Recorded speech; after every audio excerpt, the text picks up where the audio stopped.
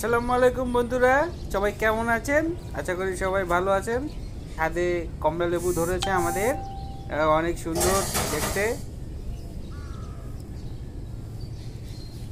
খেতেও অনেক মজা। আজকে আমি একটা নতুন রেসিপি নিয়ে আসছি, এটা হচ্ছে কলা চিম ভর্তা। অনেকে এটা মৌচিম নামেও চিনে।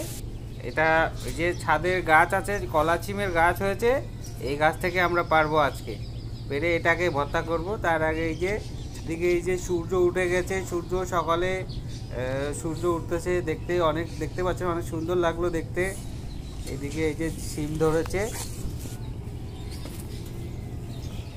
পারো পারো সিম পারো। সিম ভর্তা হবে আজকে।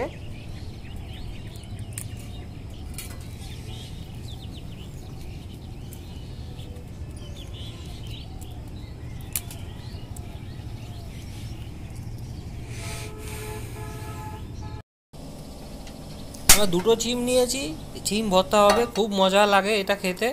এই যে এখন পানি দিয়ে দিচ্ছে বউ চুলায়, এটা সিদ্ধ করে নিতে হবে আগে। সিদ্ধ করা হয়ে গেলে তারপরে এটাকে পাটায় পিষে ভর্তা করতে হবে।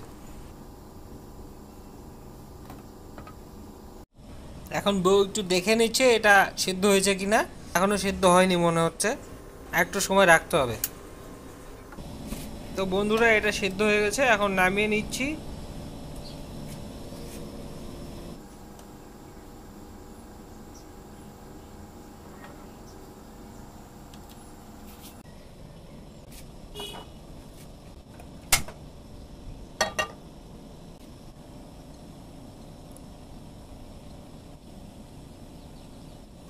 এই কলা চিমটা ভর্তা করতে কয়েক কোয়া রসুন, একটু পেঁয়াজ কুচি আর কয়েকটা কাঁচা মরিচ একটু তেলে টেলে নিতে হবে, তাহলে স্বাদটা একটু মজা লাগে, একটু বেশিই লাগে স্বাদটা।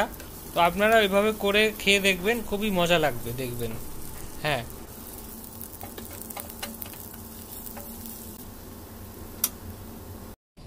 এখন শিমগুলা একটু ছোট ছোট করে কেটে নিতে হবে, যাতে এটা পাটায় পিষতে সহজ হয়। তো কেটে নিচ্ছে বউ, এখন পাটায় পিষবে এটাকে। এই যে শক্ত যে আঁশগুলা থাকবে এগুলা ফেলে দিতে হবে একটু, তাহলে এটা ভালো হবে আর কি। এখন সিমটা সে বাটা শেষ, এখন যে টেলে নেওয়া মরিচ এবং পেঁয়াজের যে ইয়াটা আছে এটা বেটে নিতে হবে একসাথে। একটু জিরা গুঁড়া দিয়ে দিতে চাইলে দিতে পারেন, আপনারা চাইলেও দিতে পারেন, না দিলেও সমস্যা নাই এটা। এখন এটা বাটা শেষ, তো এই দুটাকে আমরা এখন সরিষার তেল এবং লবণ দিয়ে মাখাবো। এটা খেতে খুবই মজা লাগে, মৌচিমের ভর্তা, আবার অনেকে কলা চিমও বলে এটাকে।